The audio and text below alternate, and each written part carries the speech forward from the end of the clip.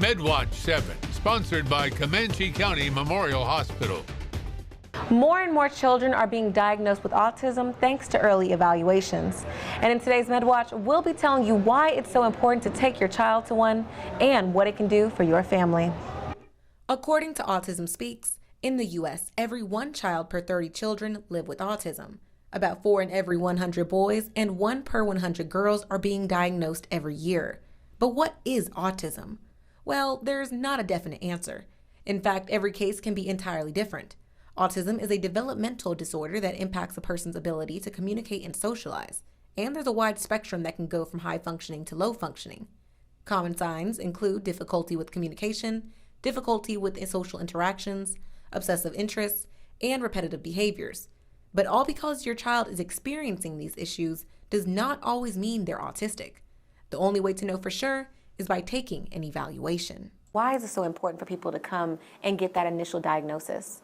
Early diagnosis is key so that you can start with intervention. Dr. Ford is the only board-certified developmental behavioral pediatrician in Lawton, Oklahoma, who can provide evaluations for children who could be on the autism spectrum, which is a much-needed service in this area and now available at Lawton Community Health Center. First of all, if a child is having speech delay, they need a speech therapy evaluation and a hearing evaluation. If they have fine motor delay, they need an eye test, because if you're not seeing well, then that's going to be delayed.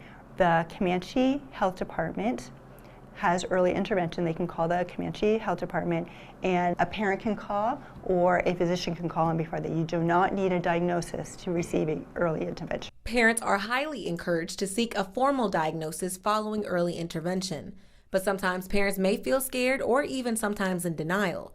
But the thing is, you are never alone in this journey. Do not be so hard on yourself, because this is something brand new that you may just be discovering or trying to figure out what's going on. And as a parent, of course, you love your children and you want the best for them. So know that there is help out there and there are other people that are going through it.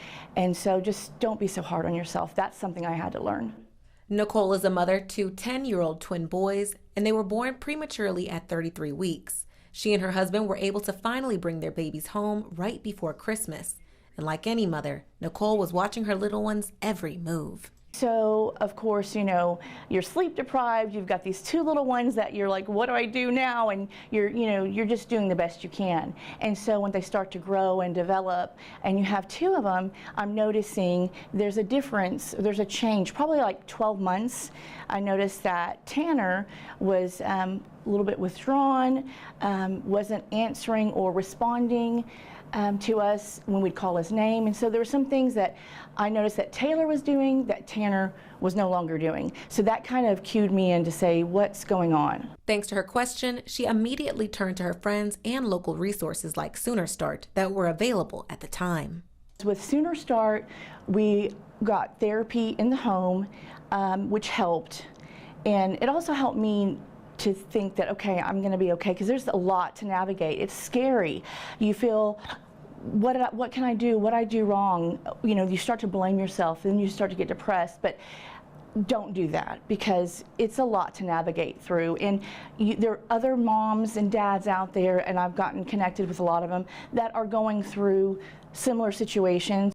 Nicole and Dr. Ford both agreed that the earlier you take your child in for an evaluation, the better you can help your child get the right resources they need to develop and thrive. For those looking to get an evaluation from Dr. Ford, she says your child's pediatrician or provider can get them a referral to schedule an appointment. Currently, she is accepting toddlers and preschoolers. And for parents with children who may have already had a diagnosis, there are support groups for parents to lean on one another. And remember, there's nothing to fix with your child, but it's something to help be the best version that they can be with the resources available. For Medwatch 7, I'm Alexis Young.